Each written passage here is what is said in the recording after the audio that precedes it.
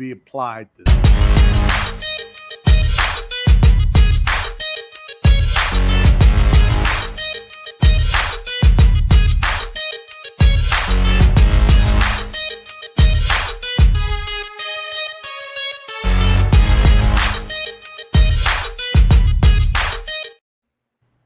Good evening, everybody, and welcome back to the Brothas-in-law. We got a good show lined up for you tonight. This entails body cam footage of a police officer being dragged by an individual on a traffic stop with his little cousin, 6-year-old cousin in the passenger seat. And we'll get into that here in just a second. But I want to take time to welcome everybody. And if you're new to our channel, on this channel, we discuss police involved incidents that occur around the country. And we give our analysis on whether the actions of that officer is what a reasonable officer would do. And we got into a good discussion last week, if you joined us last week, about the Sandra Massey case and whether or not that was a reasonable actions to justify this officer shooting her. So you can go and check that one out on our YouTube channel. And we talk about these things, and we come up with the acronym that stands for it's CALM, which stands for comply, answer questions, listen, and move on. And so we take that acronym and try to relate it to that traffic stop or any type of officer involved incident and see whether or not if the citizen follows the acronym CALM, will the situation have turned out differently. And it always doesn't apply in every situation. And sometimes it does. But we look at those things. And so that's what our channel is about here. And like I said, we got a good one for you tonight. So again, if you're new, join us, welcome. Please go ahead and hit that like, share, and subscribe button for us. Yeah, my name is Corey, and I'm a former Virginia State Trooper and a retired Navy Chief Petty Officer, 21 years of service. And my co-host tonight, Mr. Michael Bradley. What's up, my brother? What's going on? Good to be back. Got another one for you. Another one to talk about. And I'm Mike Bradley. For those of you who don't know, I'm a retired 26-year police officer in Northern California, a patrol officer, and also a 6-year Army veteran. So appreciate you guys joining us today. Hey, Stacy, I see you. Delando, I see you on here. We got another one. Renee over on Facebook. Hey, Renee, hey. What's up, girl? So, it's always good, Corey, especially for cops, to see incidents play out in real time, real life, so that you can talk about them and learn from them and see what you could have done better, what you could have avoided, how the current case law applies to that situation. So it's always a learning opportunity, I think. For officers to look at these videos, and so they know themselves, is that a smart thing to do, or is that not a smart thing to do? Is that a legal thing to do, or is that not a legal thing to do? You know what I'm saying? And police officers, people don't realize, police officers constantly need to learn. You know what I'm saying? Yeah. Even the law, we might know some law, but you always got to be refreshed on it all the time. So yeah, we got a good one. We're gonna get into it. First, let me disclose that Mike and I are childhood friends. We both grew up together. We're both from Canton, Ohio. Grew up in church together. Went to the military roughly around the same time, and so that's our connection. That's how we hooked up, and we are brothers. Just so happen to be also law enforcement police officers as well. So that's how we connect. So Mike, if you want to go ahead and set that up. Now, this happened. Now, this happened in July, in Buffalo, New York, I believe it is. Yeah. This past July. Right. This past July this year in Buffalo, New York. Just to set it up real quick, it was a traffic stop. Officer stopped this person for speed and window tint. That was the starters. And he knows some other things once he approached the car, some other violations that he wanted to address and talk about. And that's where this starts. So it could be disturbing, as you can see. Give you a warning here. So just be prepared when you see something that might shock you. But here we go.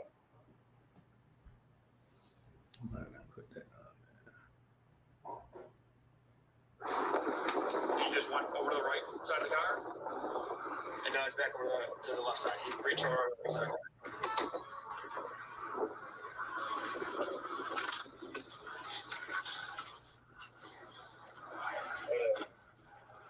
Hey, how's it going? How you doing, sir? I'm doing well. Can you roll back windows down for me, man? Thanks, man. Still too dark. Oh, man. Little guy, you gotta be sitting in the back. He's 6. He's 6? Yeah. Yeah, how was your weight, though? Huh? How much is your weight? I don't know. This is my little cousin. Okay. I'm taking him for a ride. This seat's his right there, right here? Say it again? Isn't this his seat right there? No, this is my nephew. Real quick. So that's the first thing he noticed after stopping him. The kid should be in a car seat in the back seat. So that's what he's talking about. Here we go. Nephew? Whose birthday? Nice. Happy late birthday. You want to get pulled over? No. You want my license? Please. Whose car is this? This is my sister.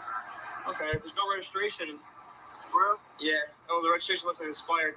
Let me call her. Maybe not, actually. No, it's not. You're good. It's not. But I'm about to say. We just pulled you over. You're a high rate of speed, man. I want you to get hurt, and your tints are illegal, okay? Okay, well, this is my sister. Who's you? Yeah, I understand that. Just rate of speed as well. You got your license on you? Nah, I don't. I got a screenshot of it.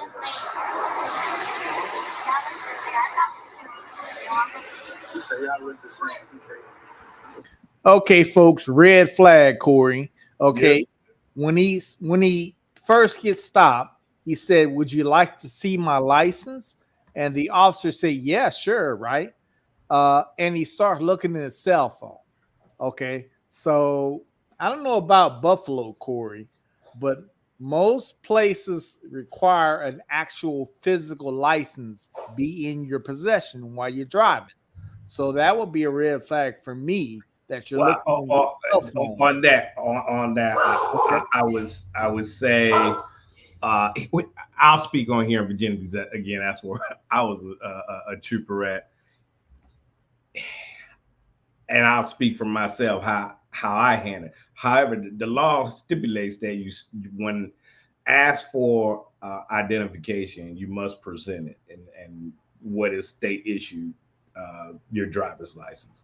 However, there have been times when people, and we're in the age of new technology and everything. So there have been people that say, "Hey, trooper, I got it, on my cell phone because I keep everything on my cell phone. They don't carry a wallet or nothing." Okay, can you pull it up on your cell phone? And they'll do that. I'll write down the information I have, get it off of there, make sure it's valid, and I'll go back and I'll run them. Is it right or wrong? And it's going to be left up to that officer. I would accept that, and that only depends on how the stop is going. Right. Hey, Renee, I see you. A long time no see. that depends how the stop is going. Mm-hmm. But it in Virginia is not acceptable. But however, like I said, it would be up to the discretion of the officer how they want to handle that. So it seems as though he was lenient to it. Hey, he had it on the phone. All right, cool. Pull it up on your phone. Not a problem. Can it still be a red flag? Absolutely. Okay. Here we go. I live in Georgia. You live in Georgia? Yeah. Nice. You okay, Rhonda? I'll call you right back. I hope she didn't just hear that. Here, you can look me up, bro. You mind if I go look at the computer? Oh, you can write it down. You can write it down. Okay, do you have is it valid? Yes. You don't have a New York State one, right?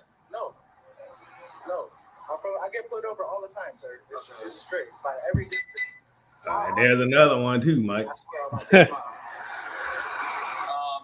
over in this car? Literally every day. Almost. I'm not gonna say literally every day. Why don't you get the tints off? It's her car. I don't live Hey, there. Scott, welcome, brother. Jaylen Griffin. Huh? Oh, Scott joined in. Scott. Oh, okay. So he gets pulled over every day, huh? Okay. Well, You know. yeah, and then now that raises some flags with me. Like, okay, dude, what are you doing to get pulled over every day? Then he changes it up and says, well, not literally every day. Well, of course you're gonna change it up because you put your foot in your mouth, right? Now you gotta switch your story around. Because now I'm thinking, okay, what you got? You got some outstanding warrants? What's going on? Yeah. I understand, folks. In an officer's mind, that's what he's thinking. He's like, okay, stop you for speeding, stop you for window tint. There's a question now as to whether or not you have a valid license, and the kid is supposed to be in a car seat. So those are violations that should be addressed. So we're automatically thinking about, let me keep digging. Let me make sure this person has a valid license. Is even supposed to be driving? Never, let alone he's driving with a child that's supposed to be in the car seat. That's not, who's sitting in the front seat, who's probably not buckled into a seatbelt. Okay. Whether people realize it or not, all those violations are safety violations. You know what I'm saying? Is there something more going on here? We have to look at all that.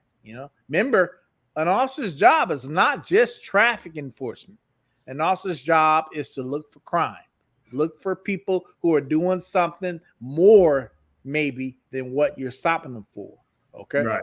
That's normal behavior. That's what your police department is supposed to be doing. Okay, here we go. Came up missing, found 2020 the baby. Yeah, son. That's my baby brother, bro. All right. There's nothing in the car we have to worry about? Yes, sir. There's nothing in the car we have to worry about? No, sir. No weapons, no drugs? Sir.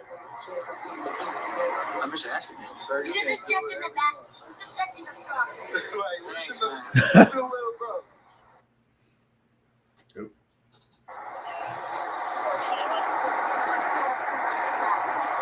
Listen, little bro. You're a pet on you? Can you Say it again? Yes, sir. Yeah, bro. I swear to God, I get put over every day, bro. Literally. There you go. Literally, Mike. And it's me, bro. I'm big on rappers, bro. You lost a lot of weight. I don't look like me, bro. No. But sir, you can, sir. I'm not trying to give y'all no trouble. Literally.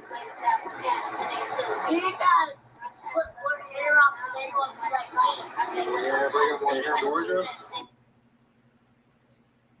Yeah, man, you gotta make sure he's buckled. He wasn't buckled when we came up here. That's because He's too small to be in front, man. you want to put him in his taxi? No, give him one sec. Yeah. I've always been a cool big cousin, bro. It's alright, dude. We all make mistakes, you know? It is what it is. Just gotta make sure he's safe, you're safe. Make sure everybody's safe, you know what I mean? I can put him in a taxi if y'all want me to, bro. I'm big enough, What's this? I thought he was old enough. 6 or 6? Not so much age, more so weight. See, I got 2 7-year-olds. You do? So Jesus love you. Yeah, good question. We'll just address that in a minute.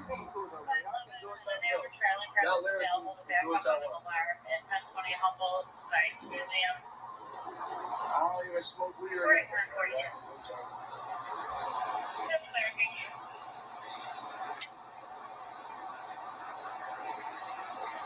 All right, this is the cover unit's body camera that's stand up at the car. That's why he's standing there.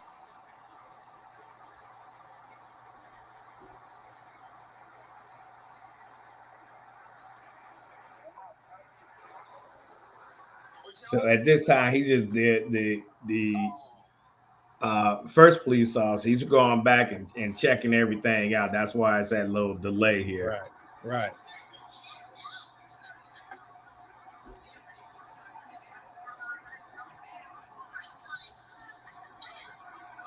So real quick, Mike, we can answer Jesus loves you question.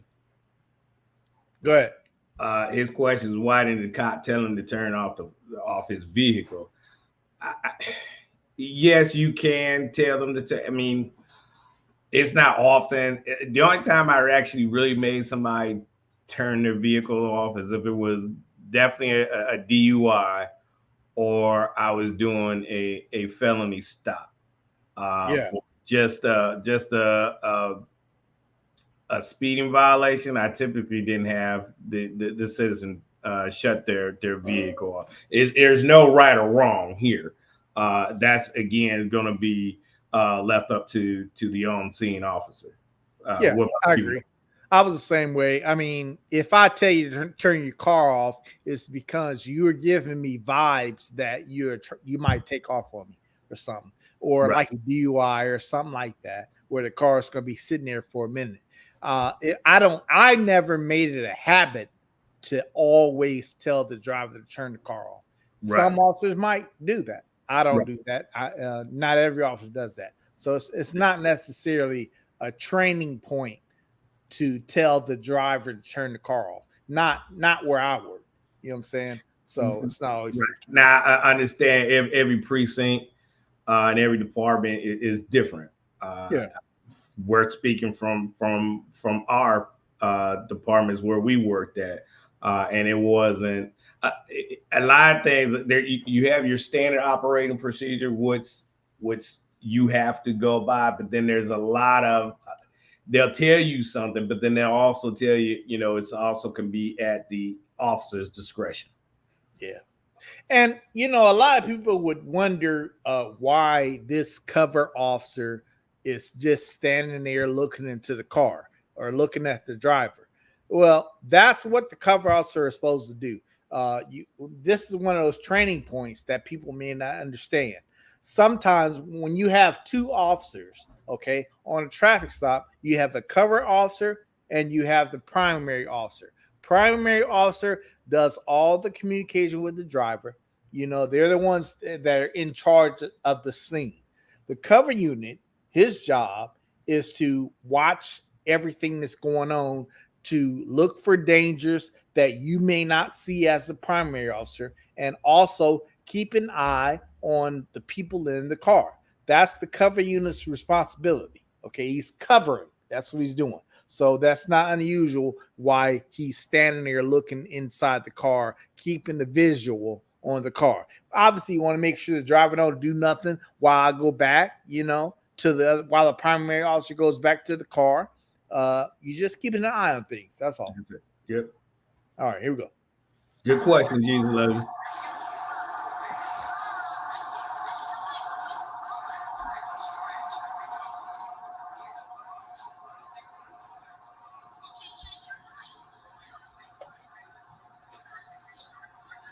So he should be making his way back up here in a second. Where party?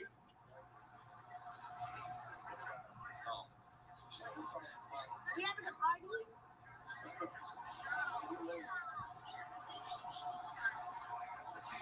party? And it stops like these, Mike, where you always end up scratching your head and ask, what went wrong? What happened? Yeah, that's true.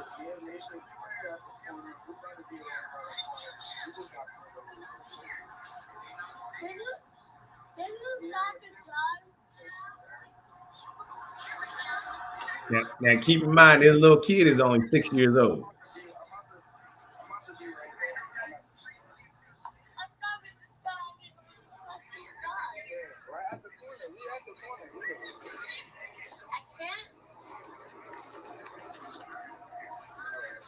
It's saying you don't have a license in either state. I have, sir. I don't. Is there anything wrong with your license? You have a I swear to God, my dad, mom, I never had. You don't have it physically with you? The car? I don't. I'm sorry. Okay. Where were you headed? Right here, literally. I'm on the phone with his mom, bro. His mom? Yeah, she wearing we right here. Bro. What address? Where is right here? What's your address? No lie, bro. Okay, she can come out here if she wants. Now, up to this point, Corey, Well, you know, is despite the red flags, he's not really giving you confrontation attitude. He's not giving you any red flags that would make you think this could turn physical. Not yet, not to this point. You know what I'm saying? But something is wrong. The officer in the system can't find any identification for this driver. So we are at a dilemma here. You have your kid outside the car seat. You have no license in your possession to show me. Okay. And you have tinted windows. We don't know if you're supposed to have this car. We don't know if you're supposed to be driving this car. There's a lot of unknowns here. And these officers, it's their job to find out what is really going on. Don't just let this guy go. Okay. You need to keep digging and find out what's going on. Okay. You don't have a license. You're not showing any license in the system from either Georgia or Buffalo. Okay. Yep. So it's this officer's job is to keep digging. That's what he's supposed to do. And he doesn't have to do. He doesn't have to work hard at it. That's the thing. No. The guy is kind of divulging the information freely. Yeah. And so that's what makes this okay. You keep divulging this this information, like you don't even know your sister's address. Right. And based on all of that stuff, that's what prompts this officer to say, okay, I need you to step out of the car. You need to step out of the car and come back here with me so maybe I can run your name a different way. Is it what's your name on its license as it shows? There's some things you got to confirm here, including whether or not this person is someone you need to arrest or not. Yeah. And this is where it gets you scratching your head. You're right. Here we go. Do is I'm gonna have you say something, come towards me. We're gonna try and run your name a different way and see if I can find it pop up some other way. Okay, for sure. You put the phone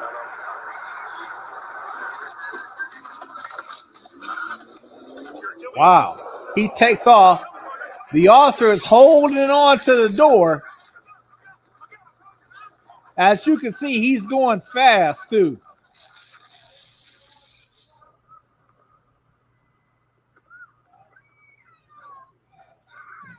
This is the officer's body camera that you're seeing.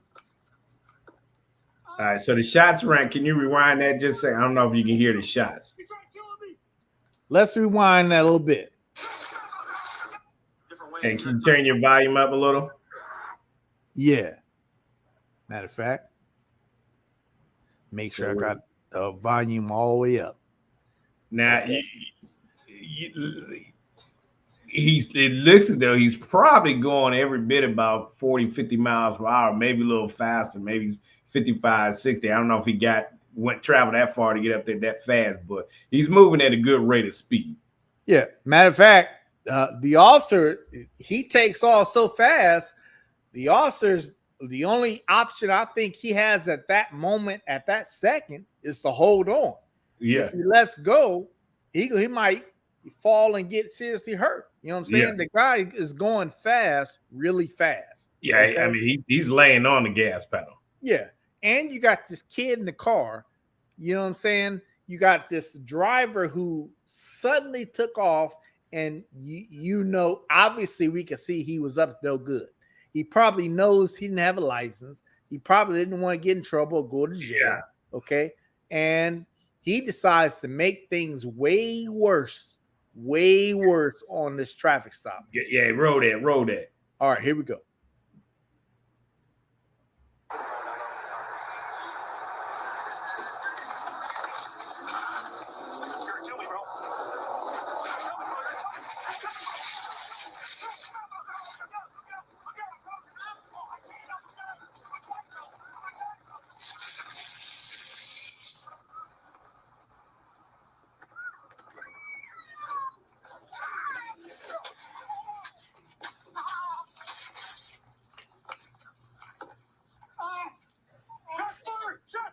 Get in the car still. He's trying to kill me. So he must have shot him in the car. He was still holding In the on to the stop. car when he shot him. Fired. Shots fired. Fired. Location plan. Hudson. Ramos. Wyoming, theater, shots fired. Come here. Come here. Come here. Come here, Katie. Come here. I got you. I'll get it. I got it. I'll get it. I'll get it. I'll get you okay? Yes, Okay, you're okay. my phone. You're okay. My phone. We get my tires over to. My phone. Stay right here for a second. Did you get my phone? Just like today's kids, he worried about his phone. Yeah. Wyoming and Texas. Move, move. The child's okay. Child's okay. Let me see your hands.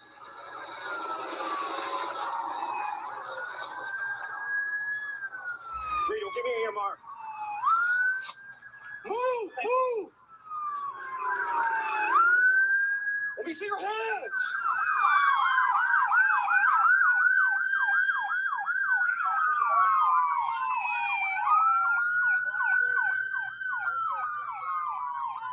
Help him, help him.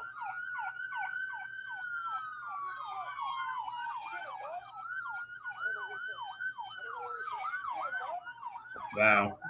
It's a lot of blood.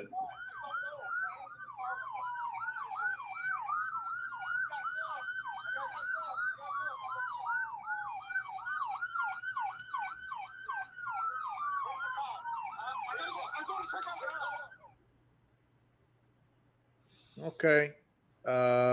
That's pretty much it. Yeah. Turns out he did have a gun underneath the seat, the front seat. He had a gun. He was on supervised release, like a probation type thing, pending a case. That's what we ultimately was. He was treated at the hospital where he died. Okay. And that's pretty much it. That's what happens. You know, What are your thoughts on it? Do you guys think the officer acted as a reasonable officer? Did you pick up on anything that would have given you any indication that this was about to happen? Because this is how it goes from cordial interaction to, oh shit, what just happened? Right? Like, right. When you're in these type of situations, I mean, it messes you up as an officer because, you know, a lot of the fights that I have gotten into, you know, after it's all said and done, and I go back to my car after I take them to lock up. Now I just sit in my car, Mike, and scratch my head and just like, man, and I had to seek guidance from the Lord. I mean, and ask the Lord, what happened? Because I don't know what happened. Because you know what I mean. Because everything was cool. Like you just go back up there. Hey, I need you to step out of the car for whatever reason, or hey, I need you to go ahead and sign here. I'm giving you a ticket, and it just goes south. Like and I can tell, I always say, especially here, like I hate when news media says routine traffic stop. There's nothing routine. And good comment, Jesus loves you. You know what I mean? There's nothing routine, right? The only thing is routine that you like for it to be routine is for you to get off on time. And half the time that wasn't routine. I mean, based on Jesus loves you comment, now you see why some officers say turn off your car as a matter of routine. You know what I'm saying? They don't want something like this to happen, obviously. In this case, I think if the officer were to ask him to just turn off his car at that moment, he probably still would have took off on him. You know what I'm saying? Took off in the car. But as you can see, Corey, like you were saying, he wasn't really given a vibe that he was going to do that. You know what I'm saying? That's right. Why officers have to be prepared and ready for everything from 0 to 100. That's the best way to say that. Yeah. You had to go ahead, Corey. No, I was just going to say I agree with Scott, man. that's why I hate when people said that, because like you said, there's no such thing as routine in law enforcement. There isn't. And like I said, the only thing that would be routine if you got to get off early on time. And, you know, depending on what type of department you work for, you may never get off on your regular scheduled time. You know, your shift can always get extended for some rhyme, reason or another. But this guy didn't give you any indication. Like I would have had no idea that this was going to go south, right? You know, you watch this and then all the way up to like, you're like, wait, man, wow. Like he had no, in his head, the only thing we could speculate that was going through his head that he didn't want to go to jail. In his mind, he was probably thinking Mike, he was going to jail because he also asked him to step out of the vehicle. And most of the times, you know, when they also ask you that, 80% of the time, you're probably getting locked up. Right. And, you know, my number might be a little low, but I'd say about 80% of the time, you're probably going to get locked up if they also asking you to step out of the vehicle. And yeah, Jesus love you. That's a good reason why to ask them to, you know, always, you could ask them to turn the vehicle off. Like I said, it's not always, not I want to say a common thing that, you know, I would do. Beginning situation dictates if I was going to ask them to shut the engine off. I mean, officers watch this as a great training video, and some of them might start just having everybody just, you know, shut their engine off. There's nothing wrong with that. Now, was it a good shoot? What do you guys think? Was it, do you think this officer needed to use deadly force at that moment that he used deadly force? What do you think? You know, we did a lot of these videos and hopefully you guys watched them. You know, I can give you my opinion. Okay. As a reasonable officer, in this moment, in this situation, would I have shot him? Probably. If I was holding on to a vehicle that was going 50 or 60 miles an hour and you ain't trying to stop, matter of fact, you know I'm holding on. You don't care if I'm holding on. So you don't care if I get seriously hurt or not. You just care about getting away.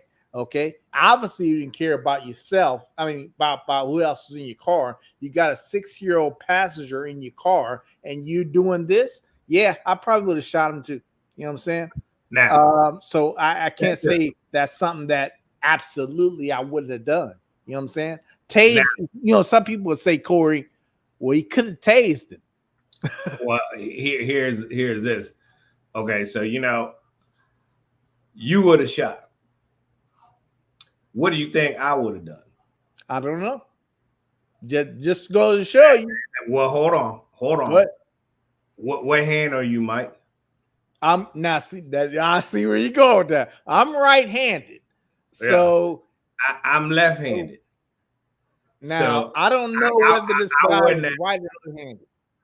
Well, to get that shot off, I'm gonna say he had to have been right-handed because he was holding on to his left hand.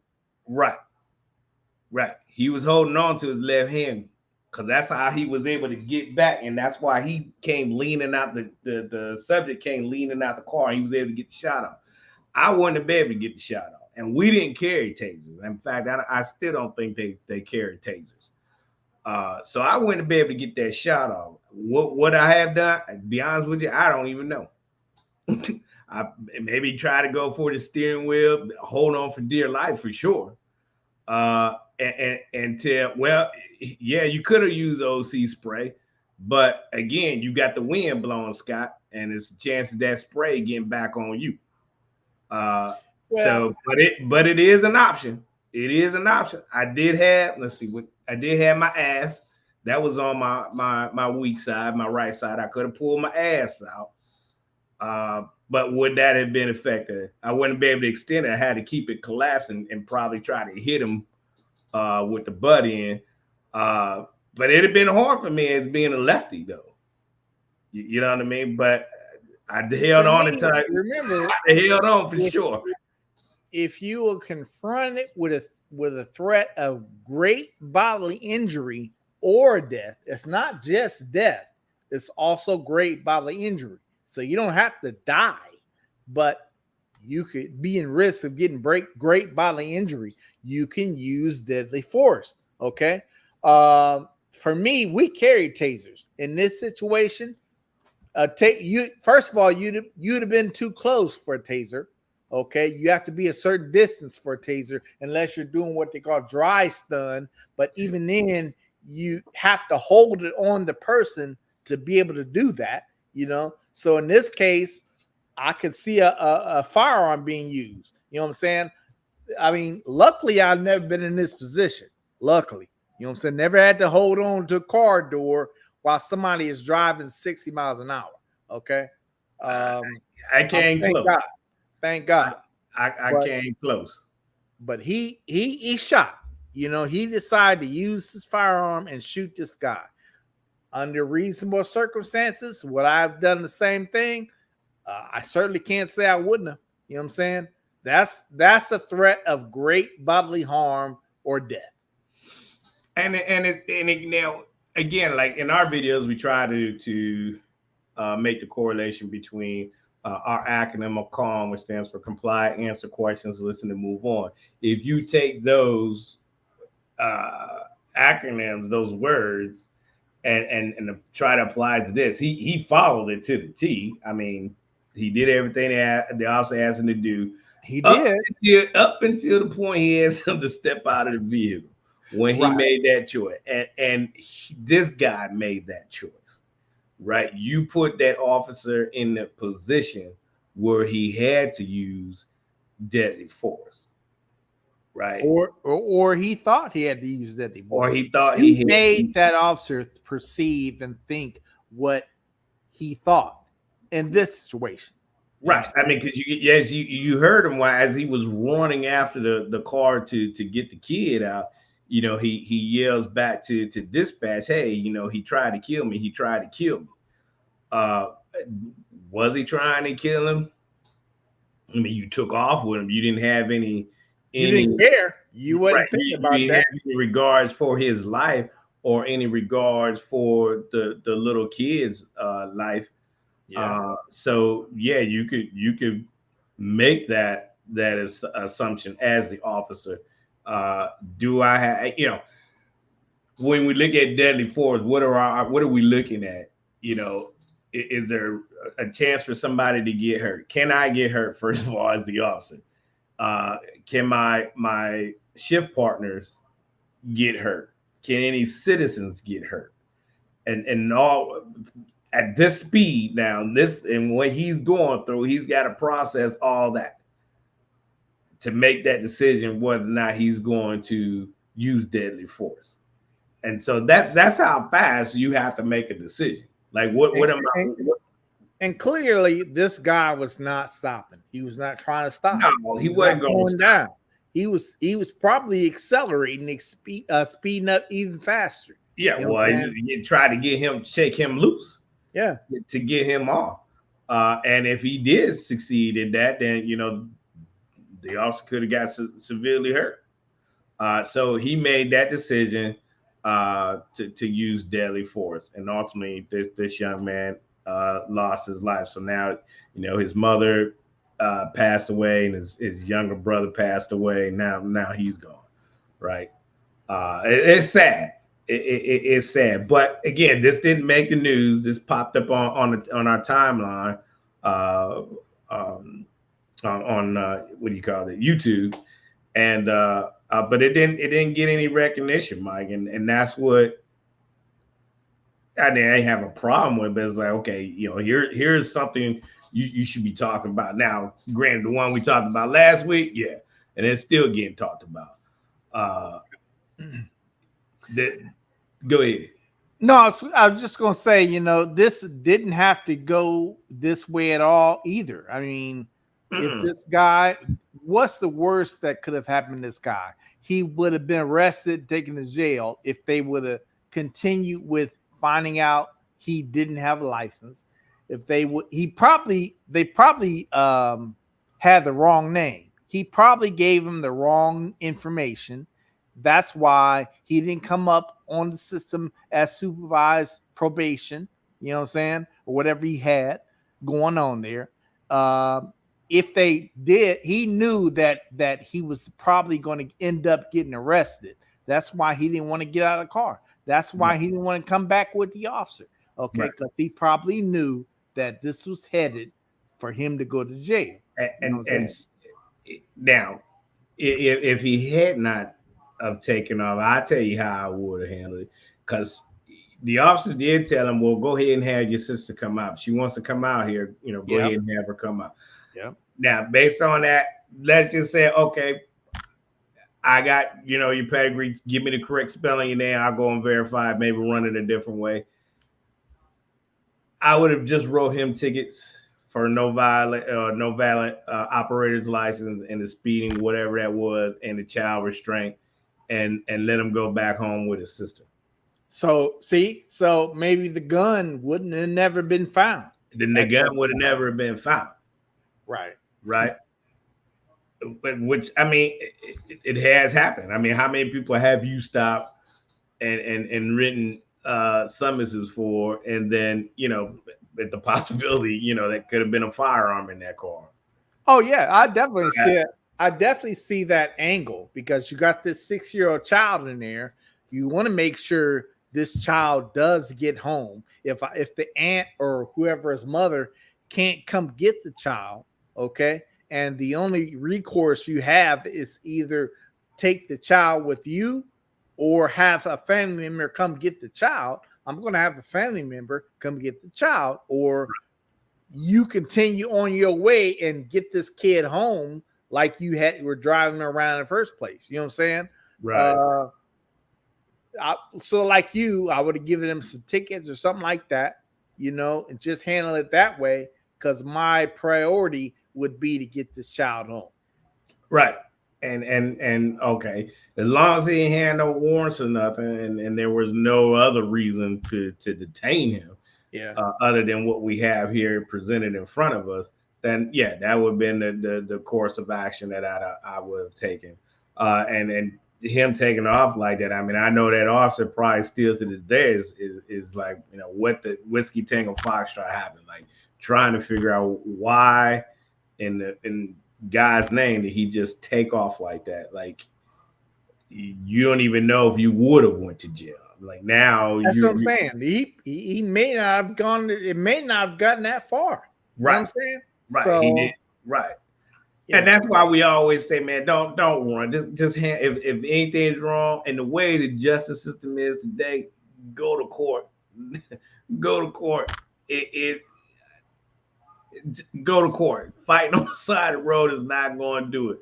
And like I said, the way is lenient is some of these courts are now.